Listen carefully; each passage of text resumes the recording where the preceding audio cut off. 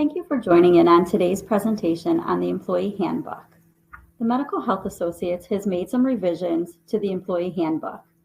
This handbook is an important resource as it has been developed and revised to assist employees in gaining a better understanding of the policies and benefits, as well as opportunities and responsibilities that exist for employees within MHA. It may also help answer some of the questions you have about MHA.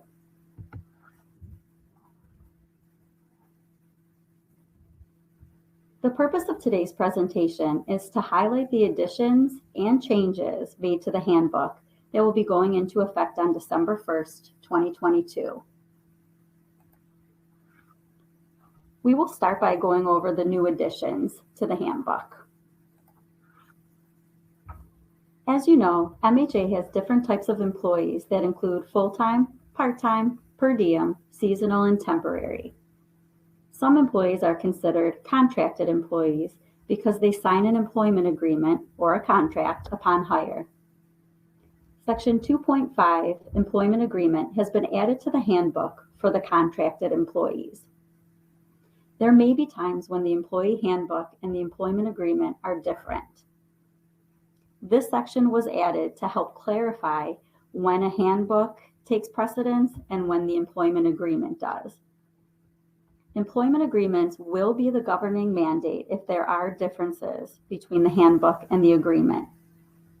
Any item that is not specifically addressed in the employment agreement will then be governed by the Employee Handbook. Section 4.11, Distribution of Year-End Tax Documents, has been added as an extra security measure for MHA employees. If an employee is in need of a paper replacement of their W-2 form, MHA will not be sending that to the employee via email. As you can imagine, you may know, MHA receives emails from our so-called employees that are requesting to make changes to personal items, such as their direct deposit accounts. In order to make sure our employees' personal information is being kept secure and protected, a replacement can be mailed to the address on file, or an employee may come pick it up in person at the corporate office. We apologize for an inconvenience, but again, want to ensure that we're keeping your information safe and protected. As you know, all employees are required to complete the HIPAA privacy, security, and breach training session on an annual basis. The paragraph highlighted in this slide has now been added to 3 sections of the handbook that are noted here.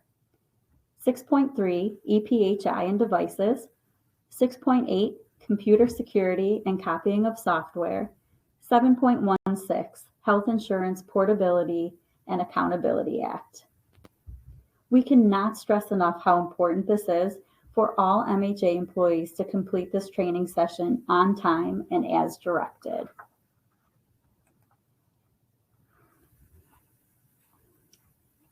There may be times when an employee is on a leave of absence, such as Family Medical Leave Act, short-term disability, and paid family leave, and they stop receiving a paycheck from MHA. If an employee is enrolled in benefits that are being offered by MHA, the premium is being deducted from their paycheck. That can no longer occur if and or when the employee stops receiving a paycheck from MHA. The statement included in the bold print, if you are on a leave of absence, including FMLA, short-term disability, paid family leave, and you are not receiving a paycheck from MHA, you will be required to pay your regular portion of the health insurance, dental, vision premium. This statement has been added to 3 sections of the handbook: 7.5, Health Insurance Policy, 7.6, Dental Insurance, 7.7, Vision Care Insurance. This is a way to help keep employees notified and aware of what they can expect in the event that they go out on a leave of absence and have benefits. Section 7.14, Paid Time Off, now includes an overview of New York State sick leave. Just to clarify, we realize that seeing it listed separately on Paylocity has caused some confusion. Sick time is included in an employee's PTO. It is not an additional benefit. This time is front-loaded on January 1st so that employees have access to use it right away if needed and if enough PTO hasn't been accrued yet.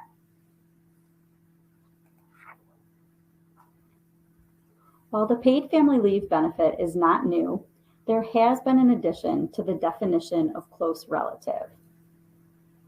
Effective January 1st, 2023, the definition of close relative is expanding to include siblings. In the event that an employee needs to take time off to care for a sibling, paid family leave may be a benefit that is available for them. New York State requires that all employees complete a sexual harassment prevention training on an annual basis. It is expected that all MHA employees complete this training requirement by the deadline that is provided each year in order for MHA to remain in compliance with New York State law. Again, we can't stress enough how important it is for employees to complete this training on time and as directed. The bolded statement included in this slide has now been added to Section 8.5, Policy Against Workplace Violence.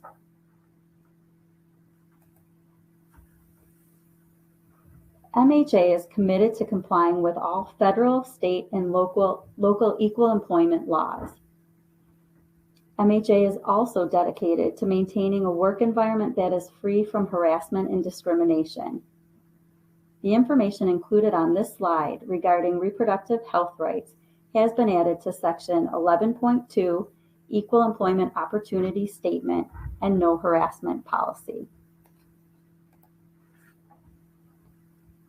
So those are the main additions to the handbook, and now we'll take just a few moments to go over some of the changes and items that maybe needed a little more clarification. As we look at employee classification, this slide is specific to benefits. You'll notice that it states temporary, seasonal, and per diem employees are not eligible for benefits. We wanted to note that temporary employees have now been added to the list, as you'll see that in the blue font. This is not new. It was only added to the list as it had not previously been included in writing. A minor change has been made to Section 4.2 Attendance Policy, which again you'll see highlighted in the blue font. The policy previously stated reported absences of 3 or more successive days because of illness may require written documentation from your doctor. With this wording, the policy did include days you may not have even been scheduled to work. With the New York State Sick Leave law taking effect, MHA's policy has been updated to state 3 or more consecutive scheduled shifts. With this change, days you were not scheduled to work are no longer included in counting the 3 days. Similar to the benefit classification slide that was mentioned a few slides ago, eligibility for the 401k plan does not include per diem, seasonal, or temporary employees. Temporary employees, again, which you'll see in blue font, has now been added to the list. Again, this is not something that is new. It just had not previously been included in writing. As we look at Section 7.14, paid time off, there are a few changes that we'll go over. The first change we'll take a look at is the accrual schedule. On the left-hand side of the slide, you'll see the current PTO accrual schedule and rates, and on the right-hand side, you'll see the updated schedule and rates that will be going into effect on December 1st. You'll notice in our current policy, again on the left-hand side, that the first row under anniversary includes 0 to 23 months. This has been changed in the revised policy. In the update, the first level will now include 0 to 11 months. and a new level has been added to include 12 to 23 months. The second change with the PTO includes an increase in the accrual rates for those first and second levels we just mentioned, 0 to 11 months and 12 to 23 months. As you review the rates, please notice that the column stating the maximum hours earned per year is based on a 40-hour work week. Obviously, all MHA employees do not work 40 hours per week, so your rate may vary. Employees in the 0 to 11 month range will now earn a maximum of 80 hours per year, which is an increase from 72 hours per year. And employees in the 12 to 23 month range will now earn a maximum of 104 hours per year, which again is an increase from 72 hours per year. The rest of the schedule will continue as is with no other changes.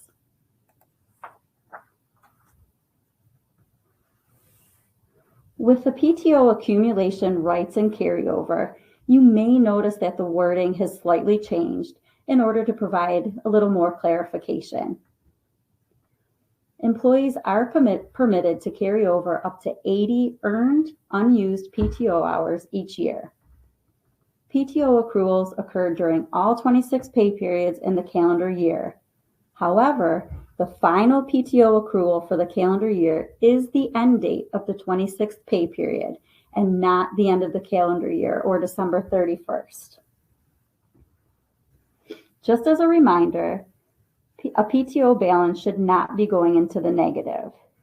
With that being said, negative PTO balances may be allowed in limited circumstances at the discretion of management.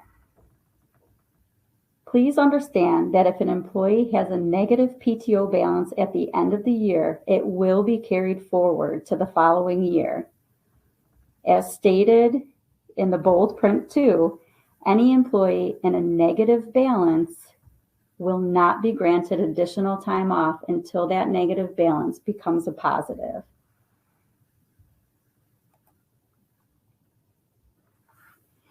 In section 7.15, holidays, there is a slight change when it comes to the rotating day holidays. Effective December 1st, employees will be able to use the holiday PTO within 30 days of the actual holiday.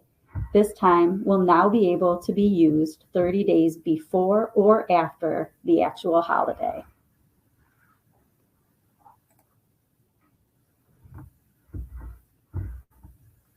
An electronic copy of the Employee Handbook will be posted on Paylocity to ensure that employees have access to the handbook at any time. Employees will also be receiving a hard copy of the revised handbook in the near future. It is MHA's goal to provide you with an understanding of our current policies, guidelines, benefits, and expectations. If you have any questions, need additional information, or require further clarification, please reach out to your immediate supervisor and/or the Human Resource Department. We are here to help you. Thank you so much.